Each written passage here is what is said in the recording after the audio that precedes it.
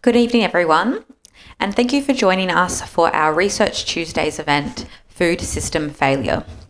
I'd like to start by acknowledging the Kaurna people, the original custodians of the Adelaide Plains, and the land on which the University of Adelaide's campuses at North Terrace, Waite and Roseworthy are built. We acknowledge the deep feelings of attachment and relationship of the Kaurna people to country, and we respect and value their past, present and ongoing connection to the land and cultural beliefs. My name is Olivia Bellis and I'm a PhD candidate in the School of Biomedicine here at the University of Adelaide. Tonight's event focuses on our food system, and Professor Fran Baum AO is here to explain how it's failing both people and the planet. She will also share her research, which is driving change towards a more equitable, sustainable and nourishing future by connecting the dots between food, inequality and environmental harm. Fran is a social scientist with a special interest in advocating for healthy, equitable and sustainable societies. She is the director of the Stretton Health Equity at the University of Adelaide's Stretton Institute, an NHMRC Investigator Leadership Fellow, and also a Fellow of ASSA and the AHMS and the AHPA. She has received many recognitions, such as the Officer of the Order of Australia, AO, for her public health service. Please join me in welcoming Professor Fran Baum to the stage. Thank you. Well, thank you so much for that introduction, and thanks to all of you for coming out on what could be a wet night. It's really good to see you. I'd like to also start by acknowledging we're meeting on Kaurna land and acknowledge elders past, present and future, and also like to acknowledge the resilience of Kaurna people through the processes of colonisation. What I'm going to talk to you today about is our food system and why we have a problem with our food system. Then I'll talk primarily about the research that we're doing to try and unpack some of those issues with the food system and what we might do about it. And then finally to think about, what are the solutions if we want a more healthy and sustainable food system?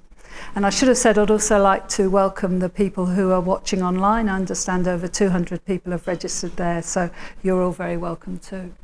So a food system is made up of all these elements. It's right through from producing the food to distributing it, processing it, marketing it, preparing it, and then what we do with what's left over from the food.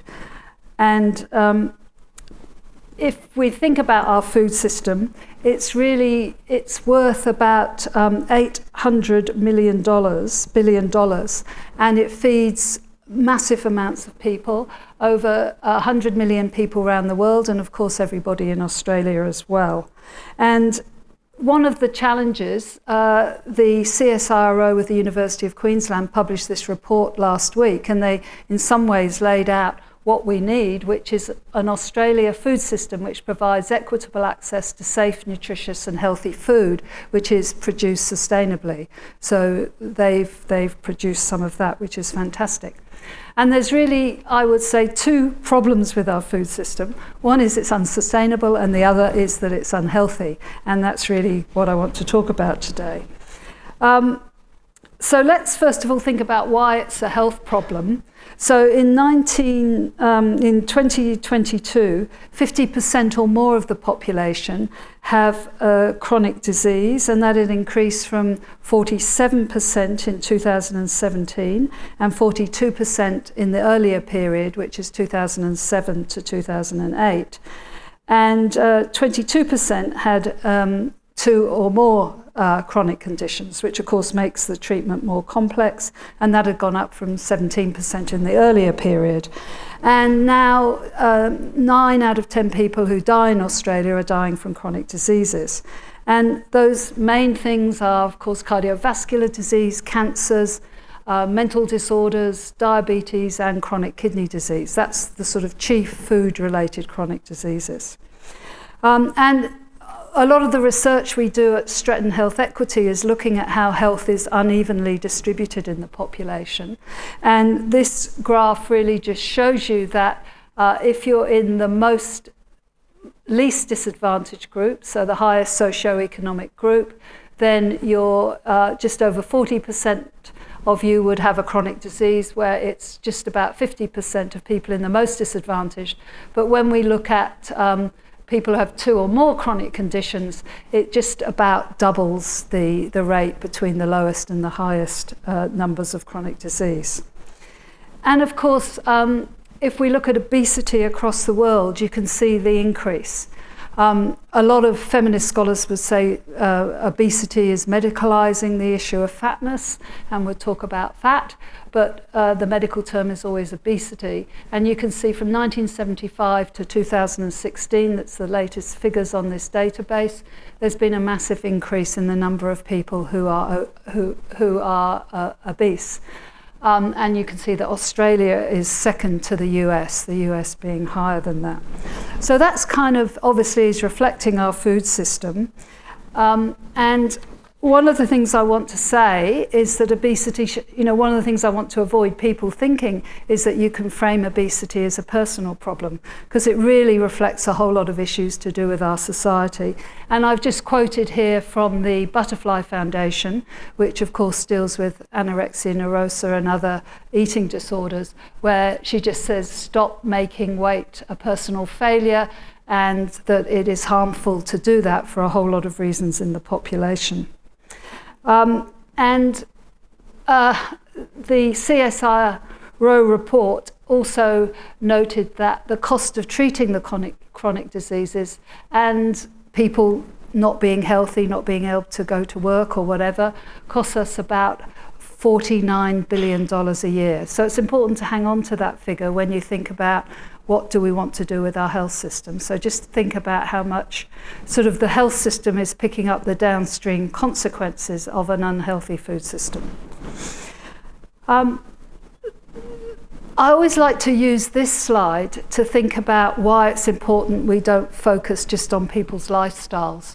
So if you look at the tip of the iceberg, then we know that 65% of the Australian population are obese or they're overweight, and 61% have a range of chronic conditions on the very latest figures and lifestyle risk factors. So if you just looked at that, you might say, well, can't we just tell people to change their behaviour? Why don't we do that? Run a campaign, say, please eat healthier food, don't have any more McDonald's, and the problem would be solved.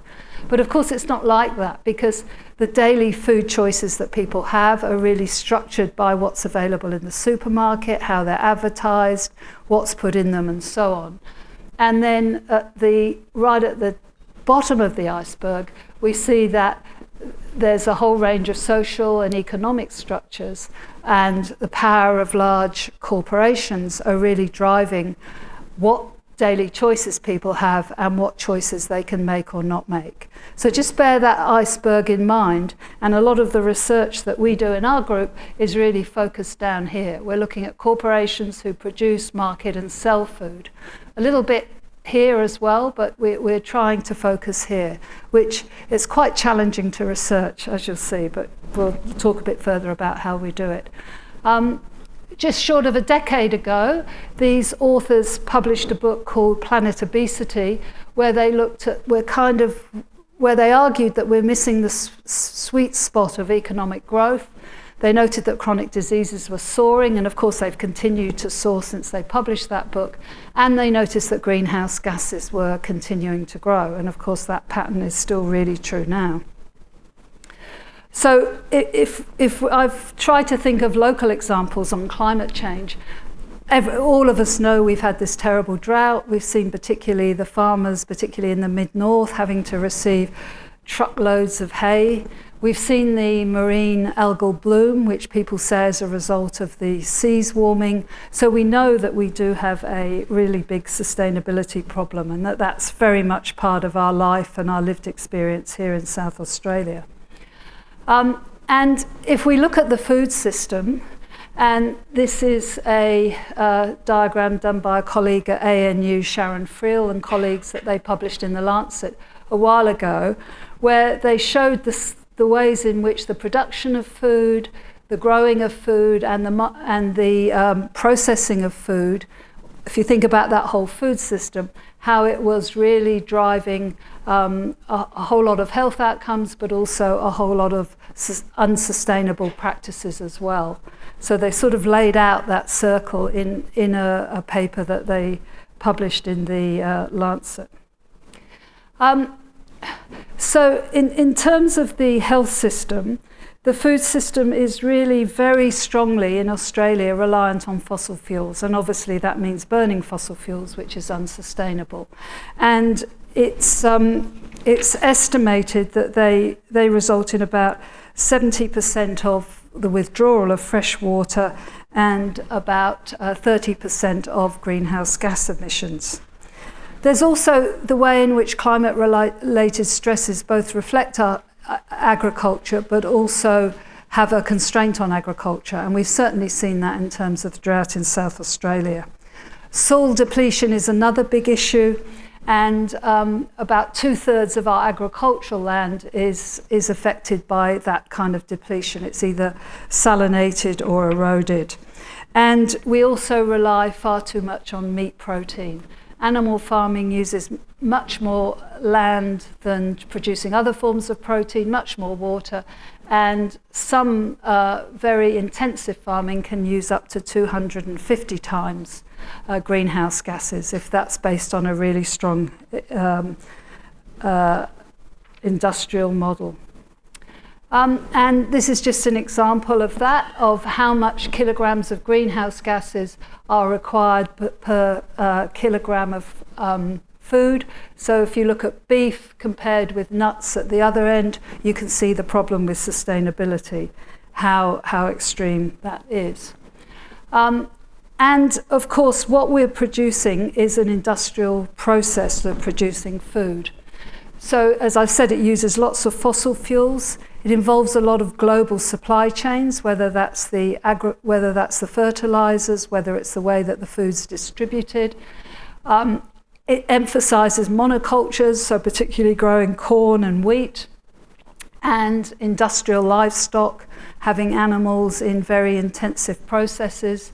It uses a lot of antibiotics, which we know now so much about antibiotic resistance, that creates a major threat for our health. And a lot of crops actually just go to animal feed, they go to biofuels, ultra-processed products that we eat. And this process of having a big industrial process of food knocks a lot of local producers out of the market. They can't compete with the prices. And there's an increasing concentration of corporations. And I'll talk a bit more about that. A colleague in Canada at the University of Waterloo, Jennifer Clapp, has done a lot of research into the concentration of agriculture, what she calls agri-food corporations, and she's shown how from the beginning of the 20th century they've become progressively more concentrated. And she shows that the food systems now are controlled by large companies which are getting larger and larger, and that's just some of example. You'll reckon some of those names.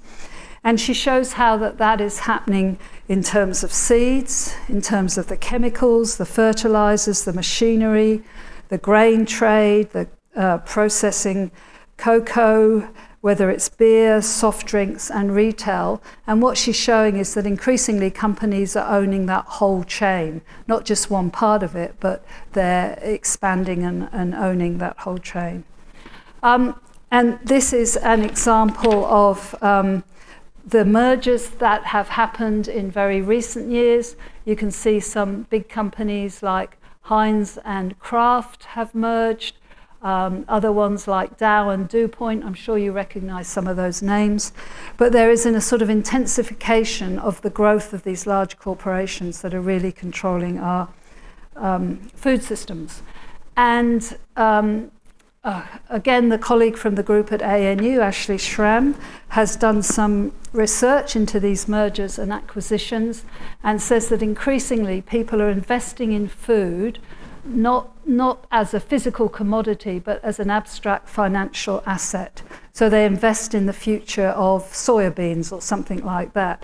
And the people who are doing it are these mutual funds, hedge funds, insurance companies, probably all our superannuation, and so on. So there's massive investment in food, and of course people are doing that so that they can show a profit from that. And just to give you an example, well, I guess here it just shows that these are the countries here that are acquiring a lot of these big companies, and here are the countries that are the targets. So you see Australia is one of the biggest targets of these big mergers, which means increasingly that control of our food system is moving overseas, moving to these large corporations. So why does the concentration of agriculture and big food corporations matter?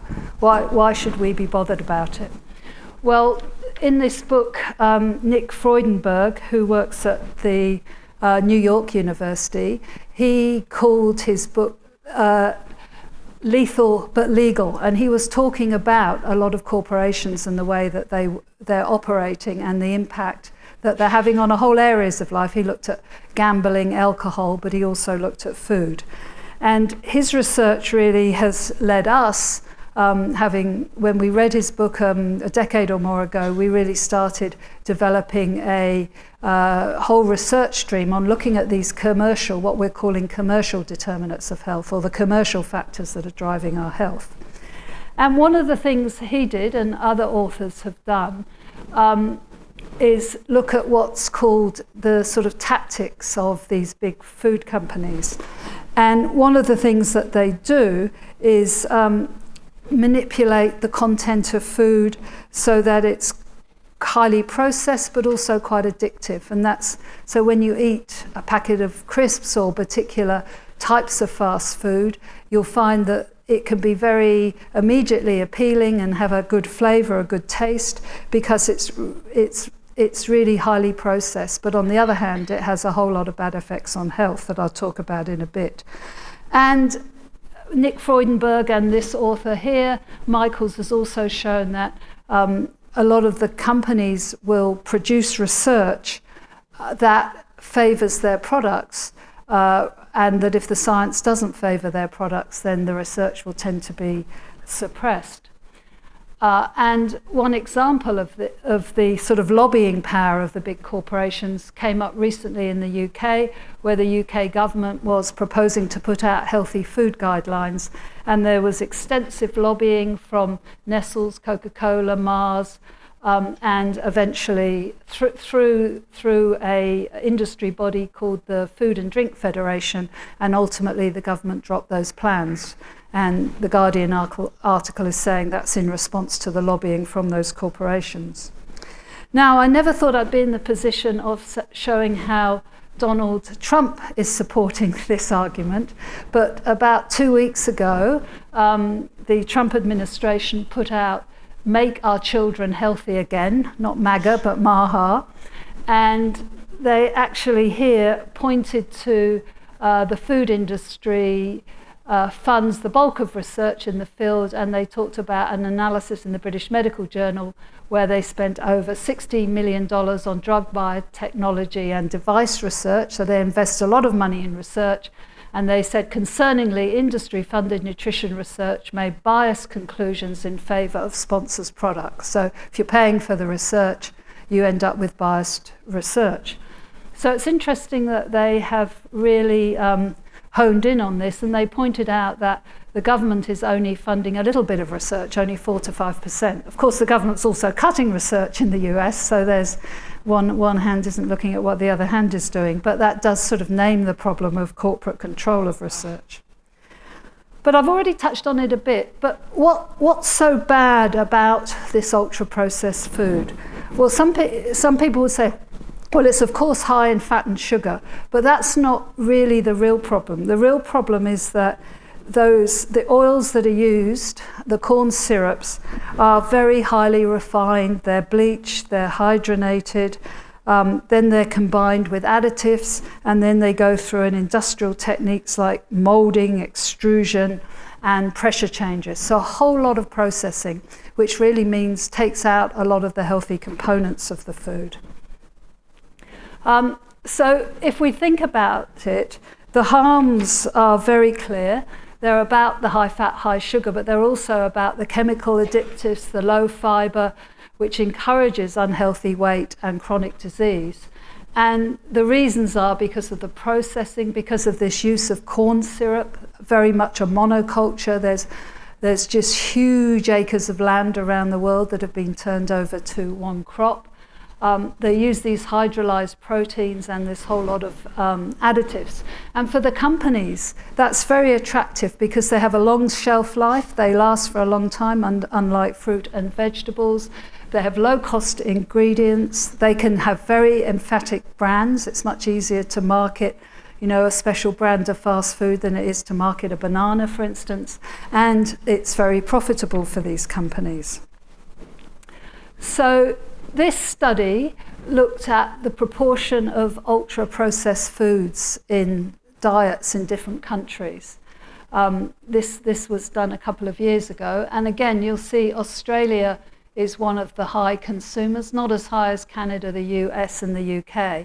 But there are other countries where the ultra-processed foods make up less than 20% of the diet, compared with getting up to 60% in the US. And this study, the main conclusion here was that if you have more processed food in your diet, then it was associated with a high risk of adverse health outcomes, and particularly type 2 diabetes. And that was by looking at a whole range of studies which included nearly 10 million people, and looking at, well, what do all these different studies tell us about the link between ultra-processed food and chronic disease? And this year, a study that's just been published, which has looked at the proportion of people in a population and how that related to chronic disease. And they found that with each 10% increase in these ultra-processed foods, it contributes to a 2.7 rise in overall mortality in the country. And then I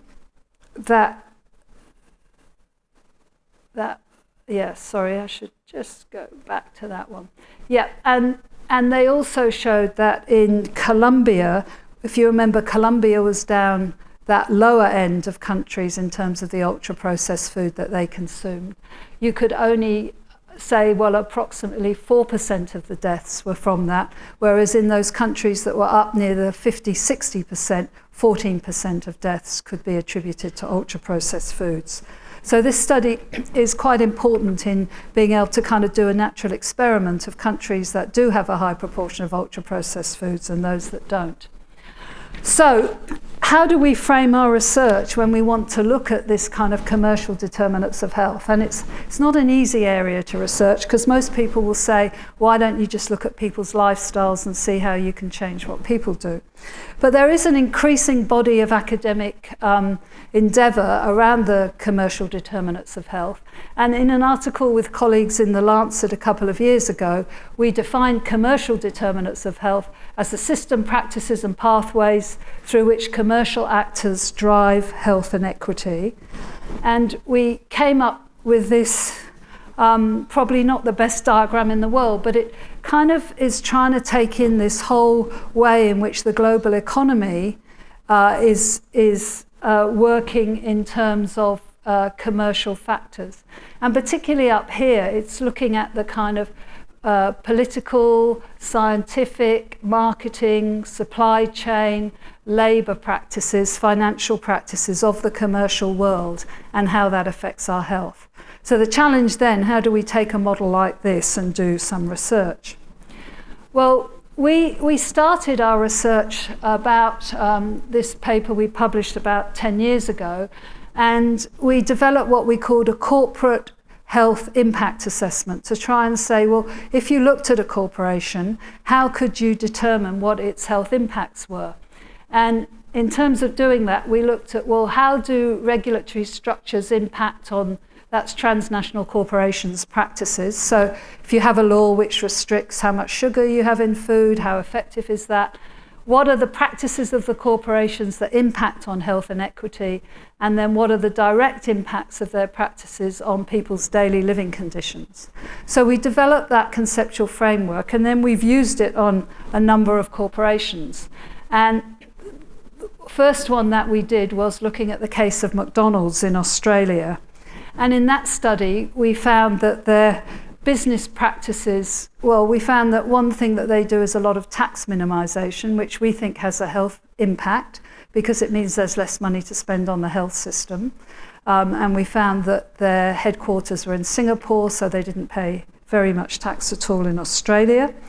We also looked at their marketing practices, and obviously there's huge marketing of unhealthy products, making them fun, making them appeal to children in all sorts of ways, providing toys with the products. And if you think about how bad for your health ultra-processed food is, then we're allowing a company to kind of market that to children. We also thought, well, they do provide jobs to 90,000 people, but a lot of those are casualised jobs. They're not full-time permanent jobs. They do have an impact on community and small businesses. That we found quite a few instances of community groups opposing McDonald's in their suburb because they didn't want that to threaten local cafes or produce all the litter or have the kind of impact on their community that they perceived as negative. We also found lots of evidence of greenwashing, so the company presenting themselves as very ecologically sound, but in fact using a lot of meat and producing a lot of litter. And then finally, in terms of equity, they're a little more likely to be located in low-income suburbs where there's already higher rates of obesity. But of course, we recognise that for many people, this is a quote from one of the nutritionists we spoke to saying, well, if you take your kid to McDonald's, if you're a struggling mum, it's an easy way to fill your kid up, $2 for a toddler's meal, and you're probably thinking, I've put food in my child's belly, and this person said, well, that's really sad. So that was the way that we tried to look at a fast food company and analyse, because people would say, well, we want the companies because they're good for business, but we would say, well, you have to weigh up all those different elements that go with having that company. Then the other study I'm going to talk about is one that we're financed by the Australian Research Council, where we're looking at how we can make Australia's food supply healthier and more sustainable. I think I'm doing the study with Dora Maranova at Curtin, Matt Fisher, who works at Adelaide University, Kim Anastasio, who did work at Adelaide, but she's just recently moved to the University of Sydney, Diana Bogwava, and also 2 PhD students, Amanda, who I think I saw in the audience, there's Amanda, and Helen Miller, who's a PhD scholar in Curtin. So the team of us are working on this project, and we're doing two things. We're assessing public policy. We've assessed over 180 public policies in agriculture, in manufacturing, and in the environment sector. We didn't look at the health sector because we've looked at the health sector before. And we're also in the process of interviewing a whole lot of public servants, political actors, and civil society people. So this is research that's very much in train. We're in the middle of doing it, and we will be finishing the interviews this year and then writing it up next year. And so this is just looking, so I'm going to focus here a bit on looking at how much there is commercial influence on our policy in Australia. So this was looking at all those 108 policies and then saying, well, what evidence is there? A lot of those kind of strategies that are used by the corporations are called corporate playbook strategies. What strategies they use, such as getting very engaged in policy, having policy substitution whereby there's sort of voluntary regulation rather than enforceable regulation, public-private partnerships, the capture of science I've talked about, co-investment, privatisation, and evidence of marketing. What you can see, there was very little about corporate social responsibility or working with civil society. That wasn't surprising because the civil society would be less represented within government. So that and what you can see is that we found lots of instances, particularly of these corporate strategies. And then in terms of which states, you can see there that they were most evident in the Northern Territory, Queensland, and here in South Australia and Victoria. So that's suggesting, yes, there is quite strong industry focus in terms of our food system. And we saw that in terms of engaging industry in policy development, and then what we call policy substitutions, which is about industry targeting related to sustainability and voluntary commitment programs. So industry say, well, you don't need to make a law about that because we'll do it off our own back, and similarly with accreditation schemes. So typical examples were from a pest animal strategy. Self-regulatory approaches provide greater flexibility to stakeholders to adopt best practice. These are preferred over legislative top-down enforcement. So one example of how that's happening. Then another one, a tried and tested implementation vehicle to reduce food waste is to establish a voluntary commitment program, rather than saying, well, actually, you're not allowed to litter. That would be the alternative. Then just as another example, we looked at, well, what kind of collaborations are going on with government and industry. We found examples of outsourcing and privatisation of functions that were in government, corporate influence and the control of science that I've already talked about, co-investments of government and industry, and then marketing and promotion.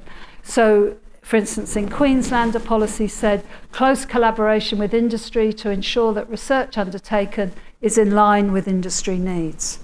So that's an example. Now, next, this bit might be a bit boring because I'm going to sort of give you an idea of what some of the interviews we're talking about have said. And I think it's worth reading them because it gives us insight into how these processes work in government.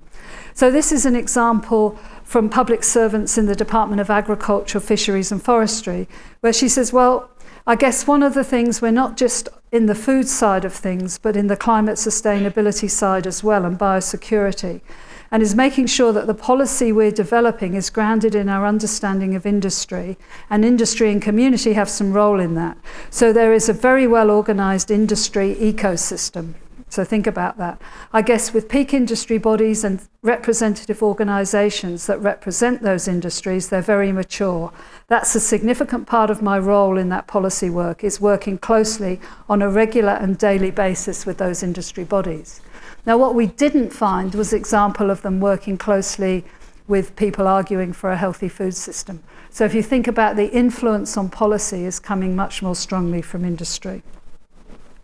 Then another one, and this is a public servant in New South Wales who was working in climate, who said, I think quite often we think about agriculture and the food industry as an industry and as a big contributor to our New South Wales economy, and perhaps lose sight of why food is such an important commodity. And that's because we all need food to survive. It really underpins our health.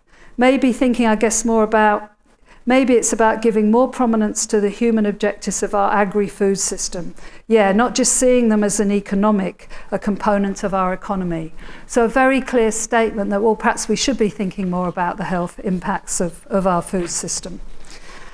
And another one is from a government advisor who says, well, the job is the finance stuff. That's the federal body that's responsible for food safety.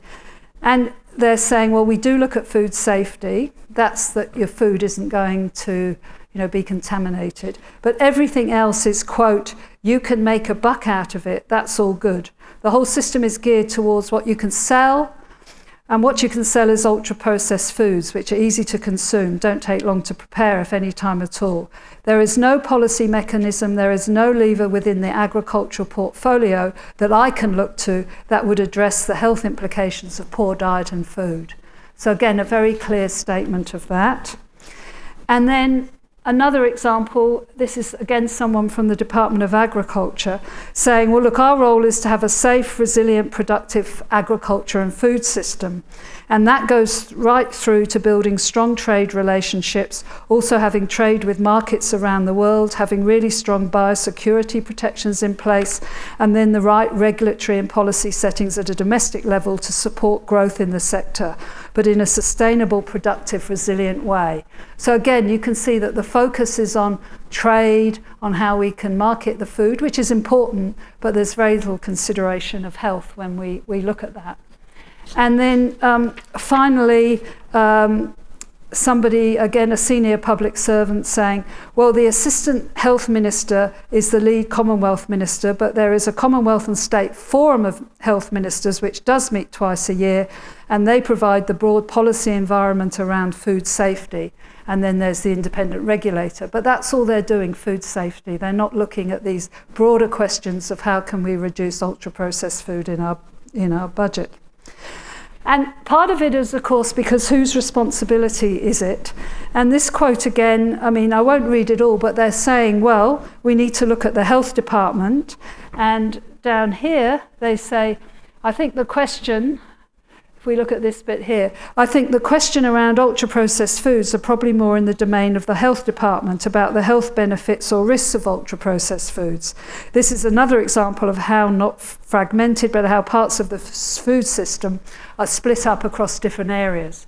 But if you think back to the iceberg triangle, where things were happening aren't something that the health department can really influence.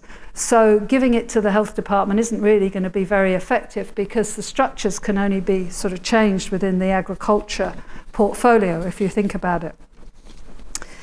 And then another quote from someone who's again working in New South Wales in climate change.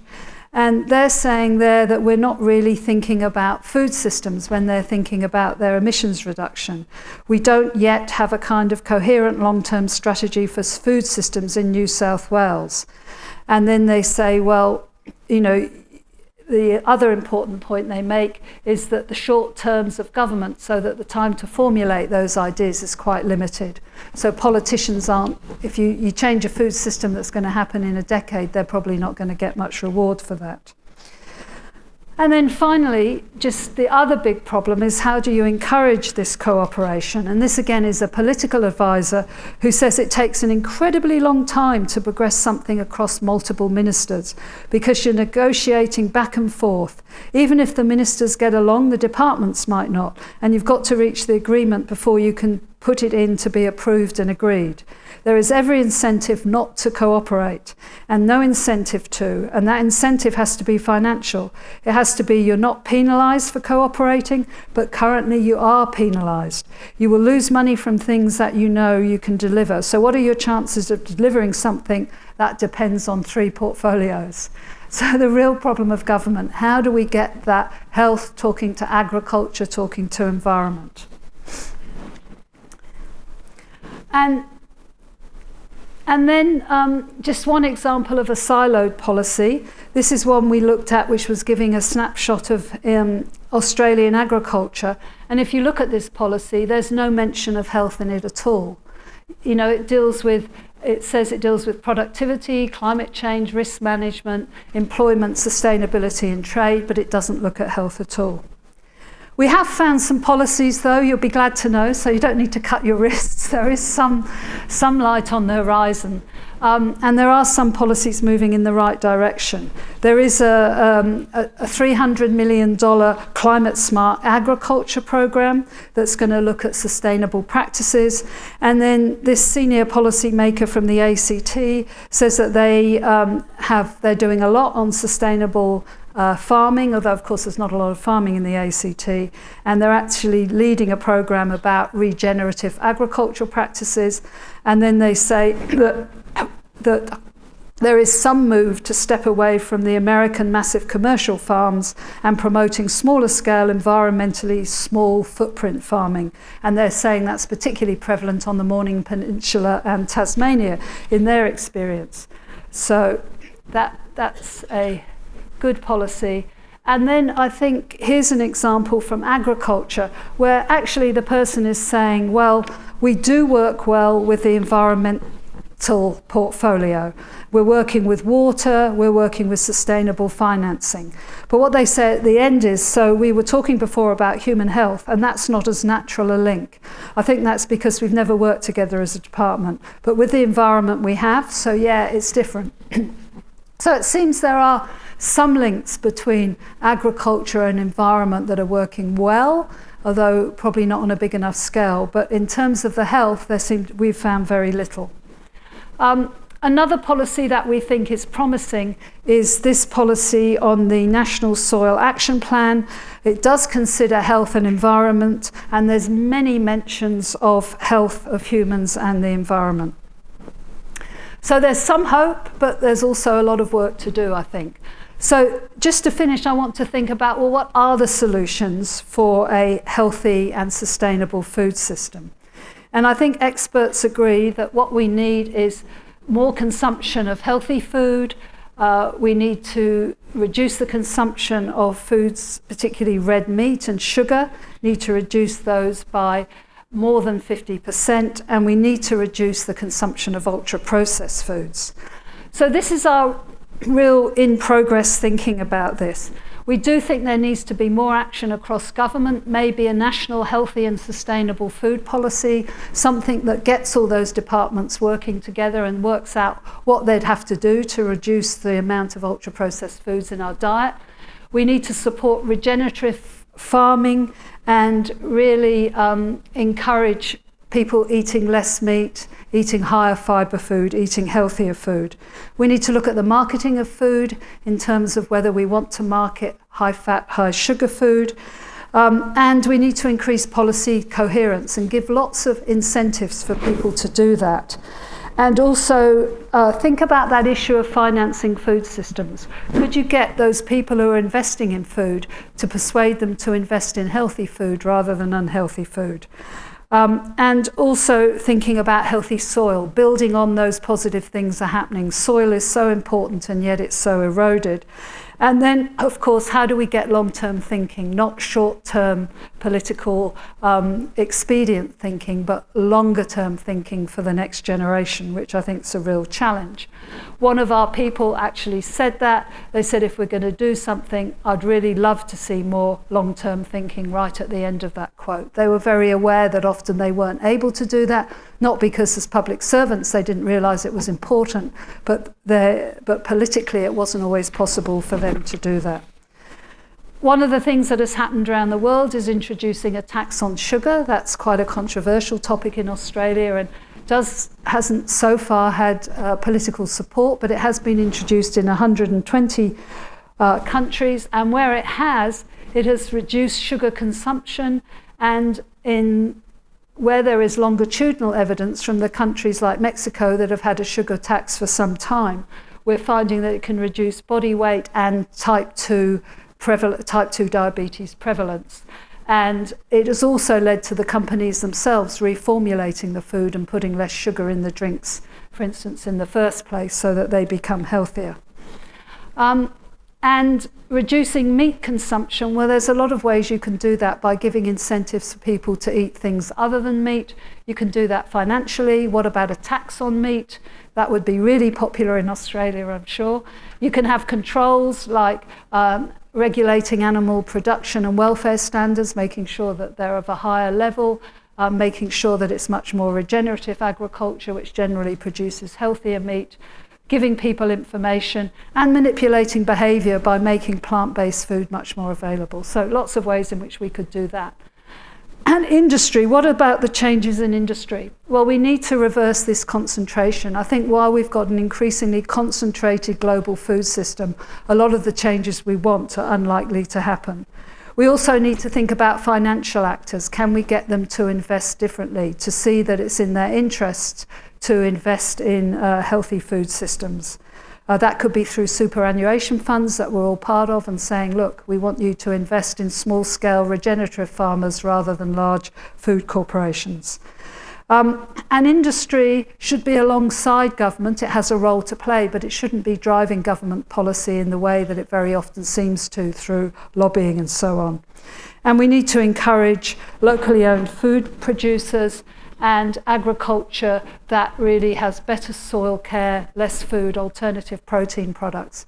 I was at a meeting last week when someone pointed out in South Australia, one of our big exports is lentils, but we don't do anything with those lentils like making alternative food products, even though the amount of plant-based protein that's being eaten around the world is going up. So why don't we have a manufacturing industry to produce good, locally sourced plant-based protein foods?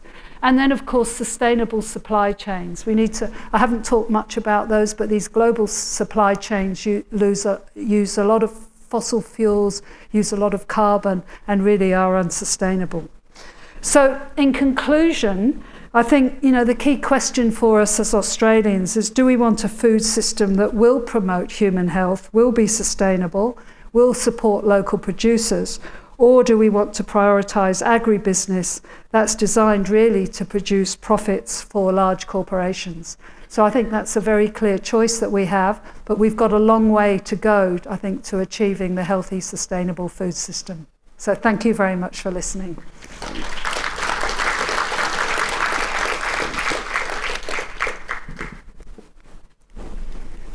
Thank you, Fran. We'll now open it up to questions from the audience, but I will start with a pre-submitted question. So I've got here, do you believe that there should be taxes on ingredients such as sugar in the same way we've taxed tobacco? So I know you just touched on that a bit, but could you please expand? Well, we've now got, when they were first introduced, a big argument from industry was that they wouldn't make a difference, but we've now got lots of evidence from other countries that they do make a difference. Mexico was one of the first countries to introduce a tax, and they've had real results in terms of overall the number of people who are overweight being reduced, but more importantly, type 2 diabetes has reduced dramatically. So I think if a government really wanted to look at how can we control healthcare costs, one way of doing that would be to reduce the prevalence of diabetes, and one way of doing that is to have a sugar tax. So I think it is a good idea. Thank you. Now some questions from the audience. Just got one at the back. In regards to people in low incomes, how do you address that without benefits, housing, and all the rest of society where they can't afford to buy good food? Yeah, it's a really, really good point. And I guess one of the ways we do it already is that we don't have GST on fresh food. So that's one way in which we use policy to do that, whereas it is on other types of food. But I do think that there would be a case for even subsidising healthy food. And you can do it in different ways. Like when I went to school in the UK, every kid had a school meal. They got, and it was a relatively healthy school meal. So you could reintroduce school meals, for instance, and that would disproportionately benefit kids from low income where they're less likely to be getting healthy food at home. So there are policy levers, if we're creative, that we could use to deal with that problem. One of the big issues in Australia is fresh food in remote communities. And I think there's work going on to work out, well, instead of saying, look, we transport a lettuce from Sydney to remote Australia and it ends up not being very appealing and it probably costs about literally $10 or $12, why can't we work out a way with new technology to actually grow the lettuces locally so that there is a supply of healthy food? So I think we can do it. I know that Preventive Health SA has been experimenting with what they call social supermarkets, where people on low income can go shop for food, and it's not stigmatized like a food bank. It actually looks like a supermarket, might have a bit of a cafe there, but the food is subsidized. So I think you've pointed to a really big problem, but I think there are ways in which we can do something about that. And if you think of the $42 billion that we're spending on unhealthy, which is resulting from unhealthy food that CSIRO has pointed to, then it would make sense to invest in trying to do that, I think. Thank you. Do we have another question in the audience? Just at the front here. I'll just get you a microphone. Because then the people online can hear your question. Thank you so much. It's been incredible to be able to put like that health component on the food system. I study food waste, so I'm looking a lot like on the other side of where does all these good food, especially like fruits and vegetables, going? And there is a huge issue, like 1/3 of all the food is wasted, and especially with vegetables and fruit is up to, in South Australia, is up to 77% of fresh food that is not even harvested or is just plowed in back because it's like doesn't even make it to the supermarkets.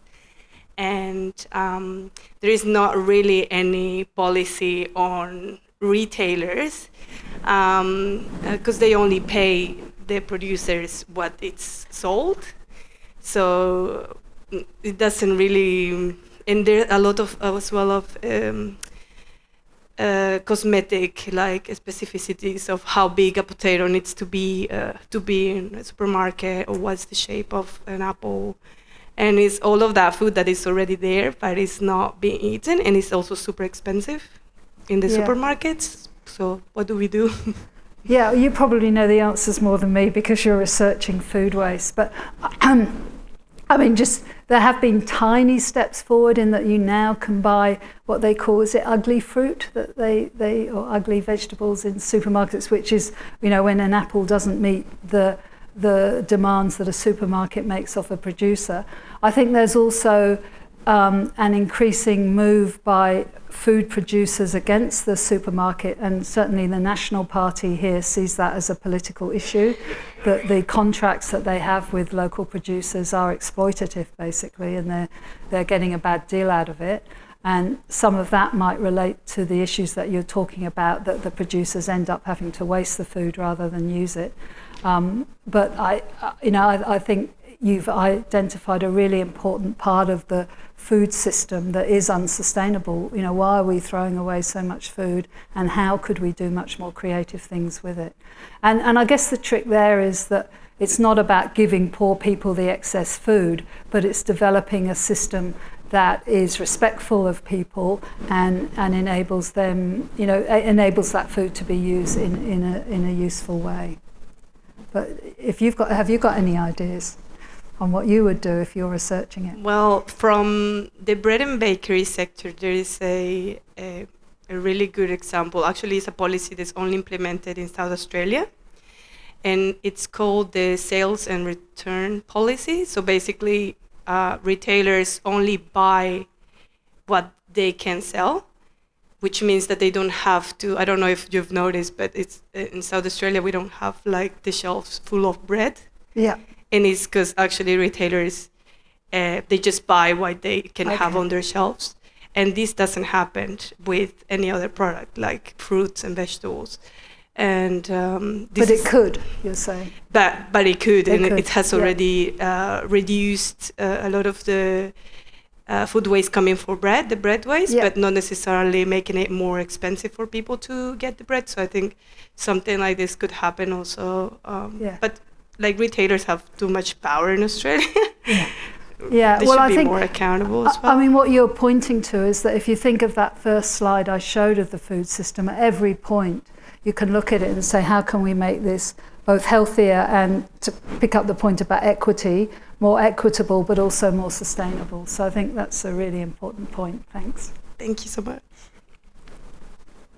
Thank you. I think we've got a question here at the front. No? No? Oh.